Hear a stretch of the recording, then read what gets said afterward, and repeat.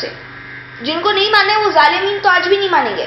تو اللہ کہہ رہی کہ یہ صحیح نہیں ہے. اچھا اس وقت تو خیر اگر آپ دیکھیں کہ اتنی لینڈ بھی مسلمانوں کا تھا, زمین بھی مل رہی تھی, تو اس طرح سے بھی اگر آپ دیکھ رہے تو ان کے لیے تو زمین کم ہو رہی تھی نا, کافروں کے لیے زمین کم ہو رہی تھی. اور اگر آپ یوں دیکھیں آج کے دور میں تو وہ یہ کہ اللہ تعالیٰ تو اپنا پیغام ہر جگہ پہنچا رہے ہیں. آپ صلی اللہ علیہ وسلم کا کام بلاغ تھا نا, تو اللہ تعالیٰ نے اس کا سلسلہ جوڑے رکھا, اور آج بھی دنیا کے کونے کونے تک بھی اللہ کی بات پہنچ رہی ہے. ہم اس کو کناروں سے اس کی کم کریں, یعنی لوگ آکیوپائڈ ہو رہے ہیں اس طرح سے کہ اسلام کی طرف توجہ آ رہی ہے ان کی. اللہ حکومت کر رہے ہیں, اللہ کہہ رہے ہیں. اللہ کے بعد اللہ ایک بات کا فیصلہ کر دے تو کوئی پیچھا کرنے والا نہیں ہے کہ دوبارہ اس کو ذرا بولے کہ لاؤ دکھاؤ, میں اس کو ذرا دیکھوں کہ یہ واقعی فیصلے کے اوپر عمل کیا جائے یا نہ کیا جائے. اس کو چیک کرنے کے لیے کسی کو نہیں بھیجنا پڑتا کہ یہ کیا, اس کے اوپر اس آرڈر کو جو ہے وہ امپلیمنٹ کیا جائے یا نہیں کیا جائے. تمام احکامات, تمام آرڈرز, تمام اختیارات کس کے ہاتھ میں؟ اس کے ہاتھ میں, اور وہ اللہ بڑے جلد حساب لیتے ہیں. اچھا اگر اس کو دوسرے انداز میں یوں دیکھ لیں کہ زمین سمٹ رہی اور تمہیں جو ہے نا وہ کہاں جانا ہے؟ اللہ کی طرف جانا ہے. قیامت آئی تو اللہ بہت جلد اس دن حساب لے لیں گے. آیت نمبر 42, وقد مکر الذین, اور یقیناً چالیں چلی ان لوگوں نے, من قبلہم, جو ان سے پہلے تھے, فللہ المکر جمیعا, تو اللہ ہی کے لیے تمام کی تمام چال. یعلم ما تکسب کل نفس, وہ جانتے ہیں جو کماتا ہے ہر نفس, جو کماتی ہے ہر نفس. وسیعلم الکفار, اور جلد جان لیں گے الکفار, نہ ماننے والے, لمن, کس کے لیے, عقبی الدار, آخرت کا گھر. اب کیا فرمایا؟ کہتے ہیں ان لوگوں نے بھی چالیں چلی تھی جو ان سے پہلے تھے, لیکن ساری تدبیر اللہ کے ہاتھ میں. یعنی پلاننگ کرنے والے تو ہمیشہ سے پلاننگ کرتے چلے آئے. وہ تو اسلام کو, مسلمانوں کو, قرآن کو, اللہ کی باتوں کو نیچا دکھانے کے لیے پلاننگ کرتے رہے ہیں, کوئی نئی بات تو ہے نہیں. لیکن سارے ہول سول کس کے ہاتھ میں؟ ساری اتھارٹی تو اللہ کے ہاتھ میں, اللہ کے ہاتھ میں ساری تدبیر ہے. وہ اللہ جانتے ہیں کہ نفس جو ہے وہ کیا کما رہی ہے. اللہ کے سب جو ہے نا وہ آبزرویشن میں آ رہی ہے بات کہ بندہ کیا کر رہا ہے اور کیا نہیں کر رہا ہے. تو کوئی بچے کا تھوڑی جو چالیں چل رہے تو وہ اس کی چال کامیاب ہو کیسے سکتی جب اللہ کو سب پتہ چل رہا ہے. یعنی اللہ کو ایک بندے کا سارا پلان پتہ ہے, اللہ کے کیمراز اس کے پاس لگے ہوئے ہیں, اللہ خود اس کو ہر لمحے اس سے باخبر ہے. تو اس کی چال کی کوئی حیثیت ہے؟ چال تو وہ ہوتی ہے جو چپکے سے چلی جاتی ہے, جس سے کوئی واقف نہیں ہوتا, جو ایسی چیز ہوتی ہے جو ان ایکسپیکٹڈ ہوتی ہے اور بندہ وہاں سے جا کے وار کرتا ہے. یہاں پہ اللہ سے کون چھپ سکتا ہے؟ تو اللہ کے آگے کوئی جیت سکتا ہے کیا؟ اللہ کے لیے ساری چالیں. آج میں اور آپ کہتے ہیں کافروں نے یہ سازش کی, ہمارے گھر میں فلاں ہمارے لیے یہ اس طرح سے پلاننگ کر رہے, پلاٹنگ کر رہے ہیں اور ہمارے خلاف لوگوں کو بھڑکا رہے. اللہ اگر میرے اور آپ کی فیور میں ہو جائے تو کچھ کیا نقصان ہو سکتا ہے ہمارا؟ یہ یقین ہونا چاہیے. رسول کو تسلی دی جا رہی ہے, ان کو چلنے دے چالے, کو پہلی بات تھوڑی ہے, یہ تو ہمیشہ سے چلا رہے ہیں. اور اللہ تو جانتے یہ جو بھی کما رہے ہیں, اور جلد کافروں کو پتہ چلے گا آخرت کا گھر کس کے لیے ہے. تو ظاہر ہے یہ تو کب پتہ چلے گا؟ ایٹ لاسٹ اصل تو آخرت میں ہی پتہ چلے گا. پھر فرماتے ہیں نمبر 43 میں, وَيَقُولُ الَّذِينَ كَفَرُوا, اور لوگ کہتے ہیں جنہوں نے انکار کیا ہے, لَسْتَ مُرْسَلًا, نہیں ہے آپ مرسلہ یعنی بھیجے گئے. قل کہہ دیجئے کفا باللہ شہیداً, کافی اللہ گواہی دینے کے لیے, بینی و بینکم, میرے اور تمہارے درمیان, ومن عندہ, اور وہ بھی جس کے پاس ہے, علم الکتاب, کتاب کا علم. اب کیا کہنے ہیں کہ کافر نہ ماننے والے کیا کہتے ہیں؟ آپ صلی اللہ علیہ وسلم کو بھیجے ہوئے نہیں ہے, آپ صلی اللہ علیہ وسلم کو بھیجا نہیں گیا ہے, کوئی رسول نہیں ہے. تو آپ ان کو کیا کہیے؟ آپ ان کو معجزے دکھائیں گے؟ نہیں. آپ ان کو کیا بتائیں گے؟ آپ کو کچھ بولنے کی ضرورت نہیں. آپ کہیں اللہ میرے تمہارے درمیان اب کافی ہے گواہی کے طور پر. جس کو قرآن صرف قرآن ہدایت نہیں لگتا تو اس کو نہ لگے. مجھے اور آپ کے لیے تو یہ قرآن ہدایت کے لیے کافی ہے.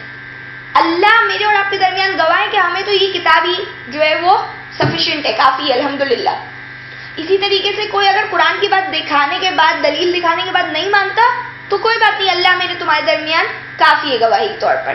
اور جس کے پاس علم کتاب ہے وہ بھی مانے گا اس بات کو, جس کے پاس کتاب کی نالج ہے, جیسا کہ علماء بنی اسرائیل کے پاس بھی تھی, تو ان کو پتا تھا کہ قرآن جو ہے وہ سچی کتاب ہے. تو چاہے کوئی مانے نہیں مانے, جس کے پاس علم ہے وہ جانتا ہے, اور سب سے بڑے اللہ جو میرے آپ کے سب کے درمیان جو ہے وہ گواہ ہیں. تو یہ اینڈ جو ہے یہ بات یہ ہوگی کہ آپ دیکھ لیں نبی صلی اللہ علیہ وسلم کو کتنا فیس کرنا پڑا ہے. نبی موجود ہیں, کتاب موجود ہے, اللہ کی وحی آ رہی ہے, لیکن لوگ پھر بھی اسلام کی طرف نہیں آ رہے. اس سے یہ آئیڈیا کر لیں کہ میں اور آپ آج پھر کیا سوچتے ہیں کہ لوگ ایمان نہیں لائیں یا لوگ کیوں نہیں مان رہے اور کیا بات ہے. تو وہ تو ہمیشہ سے چلی آ رہی ہے بات. آگے فرماتے ہیں سورہ ابراہیم بسم اللہ الرحمن الرحیم سورت نمبر 14 ہے. الف لام را کتاب انزلناہ، کتاب ہم نے اتارا ہے اس کو الیک آپ کی طرف، لتخرج الناس تاکہ آپ نکالیں انسانوں کو من الظلمات تاریکیوں سے الی النور روشنی کی طرف، باذن ربہم اپنے رب کے حکم کے ساتھ، الی صراط العزیز الحمید غلبے والے خوبیوں والے کے راستے کی طرف. فرماتے ہیں کہ الف لام را یہ ورڈز آپ ہمیشہ دیکھتے ہیں سورت کے شروع میں آتے ہیں. کتاب ہے جس کو ہم نے اتارا ہے آپ صلی اللہ علیہ وسلم کی طرف، اس میں کوئی شک نہیں. جیسے کہ پیچھے کا حکم عربی ہے، یہ عربی حکم نام کہہ رہے ہیں اس کتاب کو ہم نے آپ صلی اللہ علیہ وسلم کی طرف اتارا. کیوں اتارا؟ آپ صلی اللہ علیہ وسلم کس کے لیے آئے تھے؟ تاکہ آپ انسانیت کو اندھیروں سے نکالیں. آپ صلی اللہ علیہ وسلم صرف عربوں کے لیے رسول نہیں تھے، آپ صلی اللہ علیہ وسلم تمام انسانیت کے رسول تھے. تمام انسانیت کو اندھیروں سے نکال کے روشنی کی طرف لانے کے لیے آئے تھے. اور وہ روشنی کی طرف جو لے جا رہے تھے انہوں نے کوئی اپنی طرف سے کوئی کتاب نہیں لکھی تھی، وہ اپنے رب کے حکم کے ساتھ یہ سارے کام کر رہے تھے. اور وہ آج وہ رب کا حکم میرے اور آپ کے ساتھ موجود ہے، یہ قرآن. اور وہ راستہ جس کی طرف وہ بلا رہے تھے وہ کوئی چھوٹا موٹا راستہ نہیں تھا، وہ کوئی نقصان کا راستہ نہیں تھا، وہ کسی انسان کا راستہ نہیں تھا، وہ غلبے والے خوبیوں والے کے راستے کی طرف بلا رہے تھے. یعنی آپ دیکھیں اللہ تعالیٰ نے یہاں پہ اللہ رب وغیرہ کا ورڈ یوز نہیں کیا ہے کہ وہ رب کے راستے کی طرف بلا رہے تھے، وہ رحمان کے راستے کی طرف بلا رہے تھے. کہا وہ غلبے والے جس کے پاس ساری چیزوں کا پاور ہے، جس کے پاس ساری چیزوں کا غلبہ ہے، جو خوبیوں سے بھری ہوئی ذات ہے، اس کی طرف وہ بلا رہے ہیں. تو اندھیروں میں تو ضرور ہوگا نا بندہ جو اس خوبیوں والے غلبے والے کے راستے کو چھوڑ دے. جس کے پاس یہ راہ ہی نہ ہو تو وہ انسان اندھیروں میں ہونے میں اس کے کوئی شک نہیں ہے. تو آج میں اور اب جب ہدایت پر چلتے ہیں یا ہدایت کا راستہ ڈھونڈ رہے ہوتے ہیں یا پوچھ رہے ہوتے ہیں تو میں اور آپ کو بڑا اعتماد اور بڑا ایک ایسی خوشی ہونی چاہیے کہ میں اور آپ کوئی بہت خاص اور بہت ہی اعلیٰ چیز کی سرچ میں، ہمیں بہت ہی عمدہ ہیرے جواہرات مل رہے ہیں جو ہم اللہ کی بات کو اور اللہ کے حکم کو سمجھنا چاہ رہے ہیں، کیونکہ یہ غلبے والے خوبیوں والے کا راستہ ہے. تو جب وہ غلبے والے خوبی والے کے راستے پہ میں اور آپ چلیں گے تو مجھے اور آپ کو بھی تو اس کی خوبیوں سے فیض ملے گا نا، اس اللہ کی خوبیوں سے میں اور آپ کو بھی تو بہت کچھ مل جائے گا. اس خوبیوں والے کے راستے کی طرف جب چلیں گے تو اللہ ہمیں اور آپ کو دنیا اور آخرت کا بھی غلبہ نصیب فرمائے. تو یہ کہ کوئی چھوٹی بات تو ہے نہیں، اس کے اندر تو بڑی گہرائی ہے. یہ تو قرآن کے جوامع الکلم ہے، نہیں اتنی گہرائی ہے ان باتوں میں جس کو بیان کیا جائے اور ختم ہو جائے، ساری سیاہی ختم ہو جائے اور سارے قلم ختم ہو جائے اور اللہ کی باتیں نہ ختم ہو. اس کے بعد فرماتے ہیں اللہ الذی، آیت نمبر 2، اللہ الذی اللہ ہے وہ ذات پاک، لہو ما فی السماوات اسی کے لیے تو ہے جو آسمانوں میں ہے، وما فی الارض اور جو زمین میں ہے، وویل اور تباہی ہے للکافرین نہ ماننے والوں کے لیے، من عذاب شدید سخت عذاب سے. فرماتے ہیں اللہ ہی تو ہے وہ ذات پاک جس کے لیے جو کچھ ہے آسمانوں میں اور زمین میں وہ سارا کا سارا اسی کا ہے. اور کافر نہ ماننے والوں کے لیے تو پھر تباہی ہے. جب ساری چیزیں اس اللہ کے لیے تو کافروں کے حصے میں کیا آئے گا؟ تباہی آئے گی. نہ ماننے والا جو بھی آ جائے، چاہے اپنا نام مسلمان رکھے، نہیں مان رہا اللہ کی باتوں کو، سخت ترین عذاب کے لیے وہ تیار رہے. آیت نمبر 3، الذین یستحبون الحیات الدنیا، وہ لوگ جو ترجیح دیتے ہیں دنیا کی زندگی کو، علی الآخرہ آخرت پر، ویصدون عن سبیل اللہ اور وہ روکتے ہیں اللہ کی راہ سے، ویبغونها عوجا اور وہ چاہتے ہیں کہ وہ ٹیڑھے ہو جائے، وہ ٹیڑھا راستہ ہو جائے، اولئک فی ضلال بعید، یہ لوگ گمراہی میں، کھلی دور کی گمراہی میں ہیں. ویبغونها عوجا اور وہ چاہتے ہیں کہ وہ اس میں ٹیڑھ پن چاہتے ہیں، تو یہ لوگ دور کی گمراہی میں. کہتے ہیں کہ وہ لوگ جنہوں نے ترجیح دے دی ہے دنیا کی زندگی کو آخرت کے اوپر. کافر کون ہے؟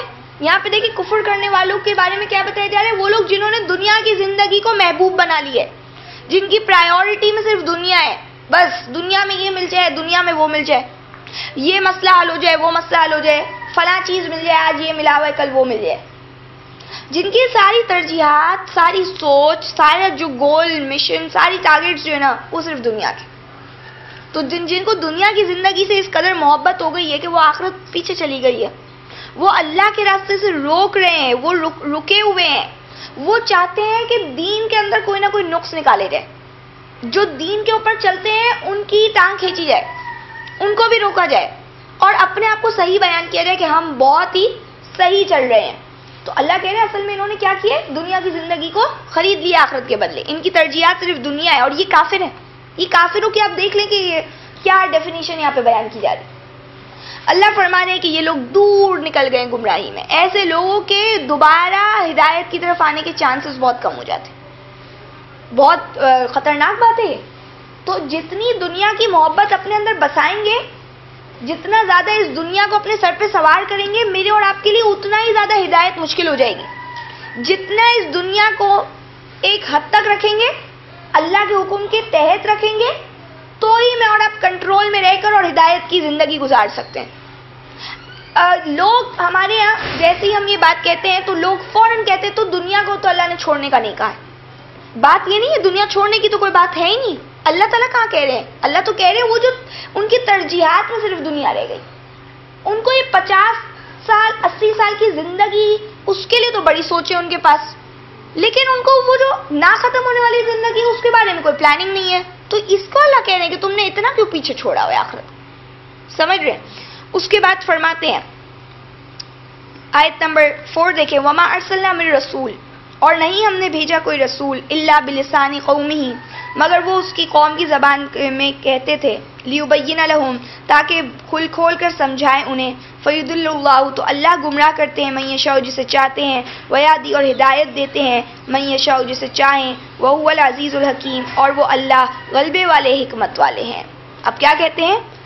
ہم نے تو کوئی رسول نہیں بھیجا مگر وہ ان کی قوم کی زبان میں ہی آتا تھا، تاکہ وہ کھول کر بات بالکل واضح ہو جائے ان کے لیے.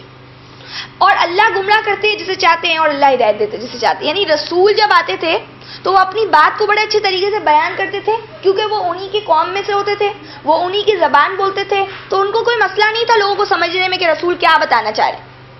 آج میں اور آپ ابھی یہ بات کر رہے ہیں تو اپنی زبان میں بات کر رہے ہیں، تو میں اور آپ کے لیے بھی سمجھ آ رہی ہے، یعنی کھلی ہوئی ہے بات. لیکن ظاہر ہے آج ہمارے لیے یہ ضروری ہے کہ ہم عربی کو سمجھیں، کیونکہ کوئی بھی زبان کو جو ہے اس کو ٹرانسلیٹ اس طریقے سے ایز اٹ از نہیں کیا جا سکتا، اس کو بالکل اسی طرح سے نہیں اس کا ترجمہ ہو سکتا. تو اس لیے میں اور آپ کو چاہیے کہ عربی کو سمجھیں، کیونکہ ہم قرآن کے معجزے کو نہیں سمجھ سکتے اگر ہم عربی کو نہیں سمجھتے کہ قرآن کے الفاظ جو ہیں اس کے اندر کیا ایسا جادو ہے، کیا ایسی بات ہے. یعنی جادو تو نہیں، یعنی وہی جو اللہ کی عظمت ہے، جو اللہ کی ذات ہمیں اس طرح سمجھ میں آتی ہے یا اللہ کی بات سمجھ میں آتی ہے، تو عربی میں جس طرح سمجھ میں آ سکتی ہے وہ اردو میں تو نہیں آ سکتی. لیکن ہم بیان کر رہے ہیں نا اسے. آج دنیا میں ترجمے موجود ہیں لوگوں کی بہت ساری زبانوں میں، جو بھی لوگ جس زبان میں ہوتے وہ اس زبان میں اس قرآن کو سمجھے. تو یہاں پہ رسولوں کو اللہ بھیجتے انہی کی قوم کی زبان میں تھے. تو پھر اللہ کہتے ہیں اس کے بعد جب کوئی گمراہ ہوتا ہے تو پھر اس کی مرضی، اللہ پھر جسے چاہے گمراہ کرتے ہیں. اب جسے چاہے میں بات کیا، اس بندے نے پھر بھی ہدایت نہیں دی، حالانکہ اللہ نے اس کی طرف رسول بھیجا تھا. تو اس کی توجہ، اس کی انابیت وہ اللہ کی طرف رجوع نہیں کرتا تھا، تو اس لیے اللہ نے اس کو گمراہ کر دیا. اور اللہ غلبے والے حکمت والے. آیت نمبر 5، وَلَقَدْ أَرْسَلْنَا مُوسَىٰ، اور البتہ یقیناً ہم نے بھیجا تھا موسیٰ کو بھی آیاتنا، ہماری نشانیاں دے کر، أَنْ اخرج قومک، ان اخرج کہ آپ نکالیے اپنی قوم کو من الظلمات الی النور، اندھیروں سے روشنی کی طرف، وذکرہم، اور انہیں یاد دلائیں بایام اللہ، اللہ کے دنوں کو، ان فی ذالک، بے شک اس میں لآیات، البتہ نشانیاں ہیں، لکل صبار شکور، ہر صبر کرنے والے، شکر کرنے والے کے لیے. کہتے ہیں ہم نے موسیٰ علیہ السلام کو ہماری آیتوں کے ساتھ بھیجا تھا. اب یہاں پہ موسیٰ علیہ السلام کا تذکرہ رسولوں کے حوالے سے شروع ہوا. آپ اگر دیکھ لیں تو قرآن محمد صلی اللہ علیہ وسلم کی بات اور رسول صلی اللہ علیہ وسلم کے حوالے سے جو بات کہتا ہے وہ کہتا ہے کہ آپ کو ایسے بھیجا جیسا کہ ہم نے فرعون کی طرف موسیٰ علیہ السلام کو بھیجا. تو یہاں پہ موسیٰ علیہ السلام کی بات آ گئی. کہتے ہیں موسیٰ علیہ السلام کو بھی اسی لیے بھیجا تھا کہ وہ اپنی قوم کو اندھیروں سے روشنی کی طرف لے جائے، ان کو یاد دلاؤ اللہ کے دنوں کو. یہ کن کو کہا جا رہا ہے؟ آپ یاد دلائیے، نبی صلی اللہ علیہ وسلم کو کہا جا رہا ہے اللہ کے دنوں کی. کیا؟ وہ اللہ کے دن جو فرعون کے اوپر ہے، وہ اللہ کے عذاب کے دن جو قوم عاد کے اوپر ہے، وہ عذاب کے دن جو لوط کی قوم کے اوپر ہے، حضرت لوط کی قوم کے اوپر ہے. یہ اللہ کے دن ہے، یہ ایام اللہ ہیں. اللہ تعالیٰ سورہ حامیم و سجدہ میں فرماتے ہیں وہ ایام النحسات آئے تھے ان پہ، وہ منحوس دن آئے تھے. تو وہ دن تھے، وہ ایام اللہ ہیں، یعنی وہ اللہ کی یاد دلاتے ہیں مجھے